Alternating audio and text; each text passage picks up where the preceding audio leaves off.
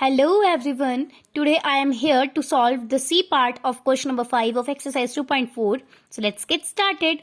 So the polynomial given is x cube plus 13x square plus 32x plus 20. यहाँ पे भी हम hit and trial method से एक फैक्टर बना लेते हैं. बेसिकली मैंने यहाँ पे x प्लस 1 लिया है.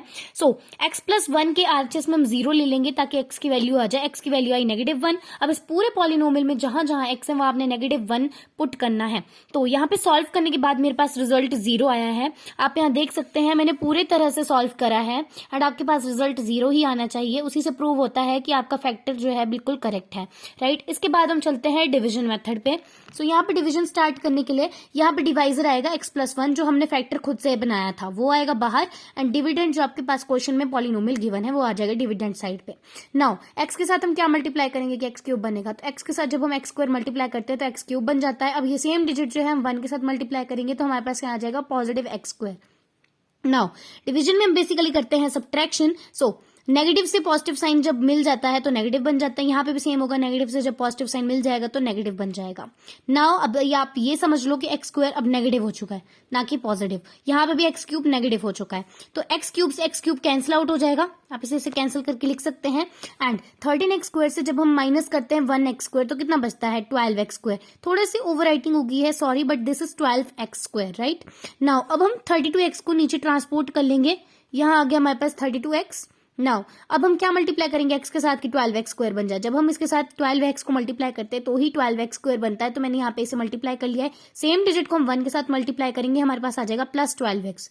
नाउ डिवीजन में हम करते हैं सब्ट्रैक्शन. नाउ साइंस चेंज होंगे. नेगेटिव के साथ पॉजिटिव क्या बन जाता है नेगेटिव. अगेन नेगेटिव के साथ पॉजिटिव क्या बन जाता है नेगेटिव. अब आप ये समझ लो कि इन दोनों के साइन क्या है नेगेटिव है.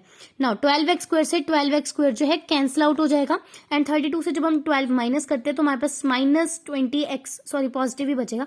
पॉजिटिव 20x बचता है. क्यों? क्योंकि बड़ी डिजिट के साथ पॉजिटिव साइन ही था. राइट.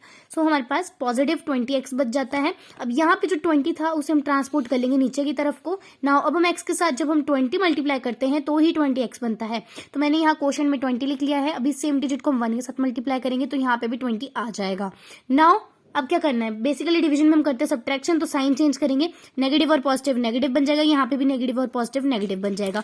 ये दोनों ही कैंसिल आउट हो जाएंगे एंड रिमाइंडर हमारे पास आ जाएगा 0. मतलब आपका क्वेश्चन जो है बिल्कुल करेक्ट है फैक्टराइज होने के लिए. सो इस क्वेश्चन को हम फैक्टराइज होने के लिए यहाँ पे लिख लेंगे. यहाँ पे अब आपने मिडिल टर्म को स्प्लिट करना है again. So this is your A, this is your B, this is your C. A and C का प्रोडक्ट क्या हो जाएगा 20. अब मिडिल टर्म को इस तरीके से स्प्लिट करो कि मल्टीप्लाई करके 20 बन जाए प्लस माइनस करके 12 बन जाए. राइट. सो मैंने यहाँ पे लिखा था 10x प्लस 2x. राइट. इन दोनों को प्लस करके बना 12x मल्टीप्लाई करके बना 20. राइट. अब इन दोनों को ले लेंगे हम कंबाइन करके इन दोनों को कंबाइन कर लेंगे. फैक्टराइजेशन स्टार्ट करते हैं. इन दोनों में क्या था कॉमन x तो x मैंने बाहर ले लिया. ब्रैकेट में बचा x प्लस 10. इन दोनों में क्या कॉमन था 2 तो मैंने 2 ले लिया बाहर. ब्रैकेट में बचा x प्लस 10.